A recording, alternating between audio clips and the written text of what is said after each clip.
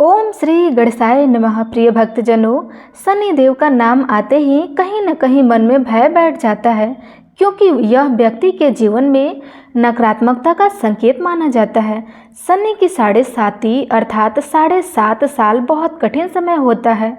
इस समय में बहुत सी कठिनाइयाँ और चुनौतियाँ आती हैं, जिनमें मानसिक और शारीरिक कष्ट सम्मिलित होता है। जब शनि देव चंद्र राशि पर गोचर से भ्रमण करते हैं, तब शनि की 7.5 आरंभ हो जाती है, जिसका प्रभाव शनि देव के राशि में प्रवेश होने से 3 माह पहले और 30 माह बाद तक रहता है। यदि सभी ग्रह से तुलना की जाए तो सूर्य जातक की राशि पर 1 महीने, चंद्रमा 2.25 महीने, बुध 1 महीने, मंगल 1.5 महीने, बुध और शुक्र 1-1 महीने, बृहस्पति 13 महीने और शनि 7.5 वर्ष तक रहते हैं। शनि की 7.5 के अंतराल में शनि देव व्यक्ति के कर्मों का पूरा हिसाब ले लेते हैं। इसलिए यह आवश्यकता है कि शनि की 7.5 केवल कष्ट ही लेकर आए। जिन्होंने अच्छे कर्म किए होते हैं, उनके लिए यह समय एक पुरस्कार के समान भी सिद्ध हो सकता है। तो आइए आज शनिवार के दिन सुनते हैं शनि देव की एक पौराणिक कथा। पौराणिक कथा के अनुसार एक बार स्वर्ग लोक में सबसे बड़ा कौन है, इस पर सभी 9 ग्रहों पर विवाद हो गया। सभी ग्रह एक दूसरे से कहने लगे कि मैं सबसे बड़ा हूँ, और इस पर विवाद इतना बढ़ गया कि परस्पर भयंकर युद्ध की स्थिति जैसी बन गई। कोई हल ना निकला। देखकर सभी 9 ग्रह के देवता देवराज इंद्र के पास पहुँचे और कहने लगे, देवराज, अब तो आपको ही निर्णय करना होगा कि हम सब में बड़ा कौन है। देवता का प्रश्न सुनकर देवराज इंद्र भी उलझन में पड़ गए। तब देवराज इंद्र कहने लगे, हे 9 ग्रहों, आपके प्रश्न दे तो मुझे भी उलझन में डाल दिया।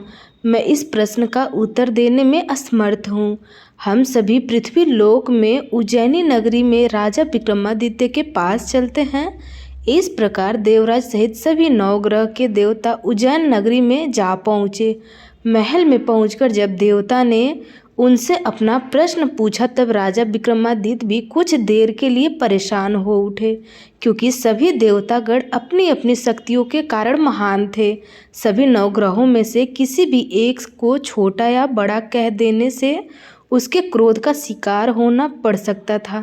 अचानक राजा विक्रमादित्य को एक उपाय सूझा, क्योंकि राजा विक्रमादित्य को न्याय के लिए जाना जाता था। इसलिए उन्होंने न्याय करने के लिए विभिन्न धातुओं अर्थात स्वर्ण, रजत, कांस, ताम्र, सीसा, जस्ता, अभ्रक और लोहे के 9 आसन बनाए। धातुओं के गुणों के अनुसार सभी आसनों को एक दूसरे के पीछे रखवाकर उन्होंने सभी देवतागण को अपने अपने सिंहासन पर बैठने के लिए कहा।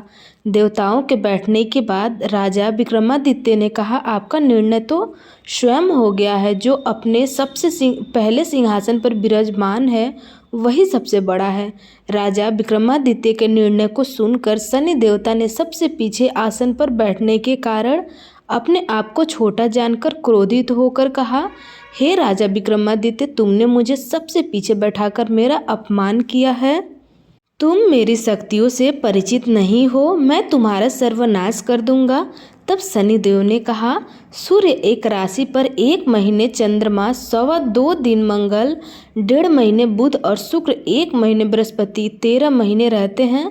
लेकिन मैं किसी राशि पर 1.5 वर्ष अर्थात 7.5 जिसे कहते हैं तक रहता हूँ। बड़े बड़े देवताओं को मैंने अपने प्रकोप से पीड़ित किया है।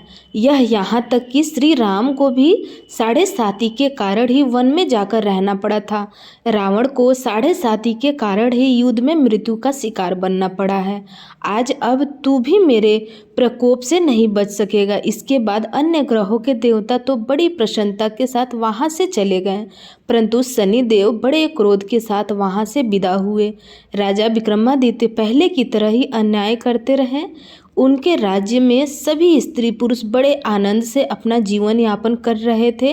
इस प्रकार कुछ दिन ऐसे ही सुकून से बीत गया, लेकिन उधर शनि देवता अभी तक अपने अपमान को नहीं भूल पाए थे। राजा विक्रमादित्य से बदला लेने के लिए एक दिन शनिदेव ने घोड़े के व्यापारी का रूप धारण किया और बहुत से घोड़े के साथ उज्जैनी नगरी में जा पहुँचे।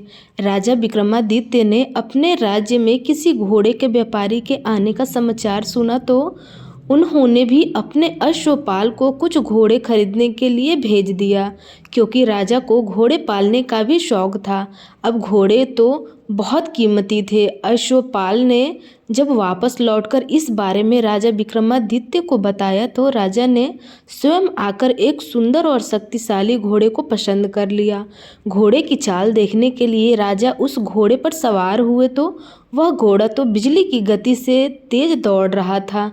घोड़ा राजा को दूर एक जंगल में ले गया और फिर वहां राजा को गिराकर जंगल में कहीं गायब हो गया। अब राजा अपने अपने नगर को लौटने के लिए जंगल में ही भटकने लगे, लेकिन उन्हें लौटने का कोई रास्ता नहीं मिला। भटकते भटकते जंगल में इस प्रकार राजा को जोर से भूख प्यास लगने लगी। काफ़ी दूर तक भटकने के बाद आखिरकार राजा को एक चरवाहा मिला। राजा ने उससे पानी मांगा। पानी पीकर राजा ने उस चरवाहे को अपनी अंगूठी दे दी। फिर उससे रास्ता पूछकर वह जंगल से निकलकर पास के ही एक नगर में जा पहुंचा। अब राजा विक्रमादित्य ने एक सेठ की दुकान पर बैठकर कुछ देर तक तो आराम किया।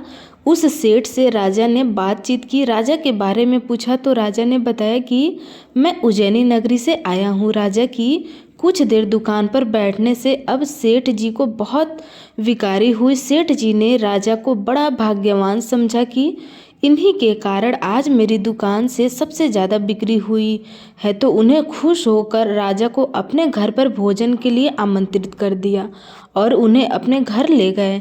सेठ के घर में सोने का एक खार खूंटी पर टंगा हुआ था। राजा को उस कमरे में छोड़कर सेठ कुछ देर के लिए बाहर चला तथा तभी एक आश्चर्यजनक घटना घटी। राजा विक्रमादित्य ने देखते ही देखते सोने के उस हार को खूंटी से निकाल लिया। वापस लौटकर शेख ने देखा कि हार तो वहाँ पर था नहीं, हार गायब हो गया है। तो चोरी का संदेश राजा पर ही किया, क्योंकि उस कमरे में केवल राजा ही अकेला बैठा था। तब सेठ ने अपने नौकरों से कहा कि इस परदेसी को रस्सियों से बांधकर नगर के राजा के पास ले चलो। इस तरह से राजा को रस्सियों से बांधकर नगर के राजा के पास ले जाया गया। राजा ने जब राजा विक्रमादित्य से हार के बारे में पूछा तो उन्होंने बताया कि उनके देखते ही देखते खूंटी ने तो हार को निगल लिया था। इस पर राजा ने क्रोधित होकर चोरी करने के अपराध में राजा विक्रमादित्य के हाथ पांव काटने का आदेश दे डाला। किसी ने भी राजा की बात का विश्वास नहीं किया। इस तरह से राजा विक्रमादित्य के हाथ पांव काटकर उन्हें नगर की सड़क पर छोड़ दिया गया। कुछ दिनों के बाद एक तेली उन्हें उठाकर अपने घर ले गया और उन्हें अपने कोल्हू पर बैठा दिया। अब राजा आवाज़ देकर बैलों को हाँकता रहता और उस तरह तेली का बैल चलता रहता। अब राजा को भोजन भी मिलता रहा। शनि के प्रकोप की 7.5 पूरी होने पर वर्ष ऋतु प्रारंभ हुई। अब एक दिन राजा विक्रमादित्य रात को मेघ मल्हार गा रहे थे कि तभी नगर के राजा की लड़की राजकुमारी मोहिनी रथ पर सवार होकर उस तेली के घर के पास गुजरी। जब उसने मेघ मल्हार सुना तो उसे बड़ा अच्छा लगा। दासी को भेज कर गाने वाले को बुलाने के लिए कहा। अब दासी ने लौटकर राजकुमारी को अपंग राजा के बारे में सब कुछ बता दिया। राजकुमारी उसके मेघ मल्हार से बहुत मोहित हुई, अतः उसने सब कुछ जानकर भी अपंग राजा से विवाह करने का निश्चय कर लिया। राजकुमारी ने अपने माता पिता से जब यह बात कही कि वह एक अपंग से विवाह करना चाहती है तो वह हैरान रह गए। रानी ने मोहिनी को समझाया, बेटी तेरे भाग्य में तो किसी राजा की रानी होने का लिखा है, फिर तो उस अपंग से विवाह करके अपने पाँव पर कुल्हाड़ी क्यों मार रही है। लेकिन राजकुमारी ने अपनी जिद नहीं छोड़ी। अपनी जिद पूरी कराने के लिए उसने भोजन करना छोड़ दिया और अपने प्राण त्याग देने का निश्चय कर लिया। आखिरकार राजा और रानी को विवश होकर अपंग विक्रमादित्य से अपनी राजकुमारी का विवाह करना ही पड़ा। विवाह के बाद राजा विक्रमादित्य और राजकुमारी उसी तेली के घर में रहने लगे। उसी रात स्वप्न में शनि देव ने राजा से कहा, हे राजा, तुमने मेरा प्रकोप देख लिया। मैंने तुम्हें अपने अपमान का दंड दिया। और इस प्रकार राजा ने शनि देव से क्षमा करने को कहा और प्रार्थना करते हुए कहने लगे कि हे शनि देव, आपने जितना दुख मुझे दिया है किसी और को कभी मत देना।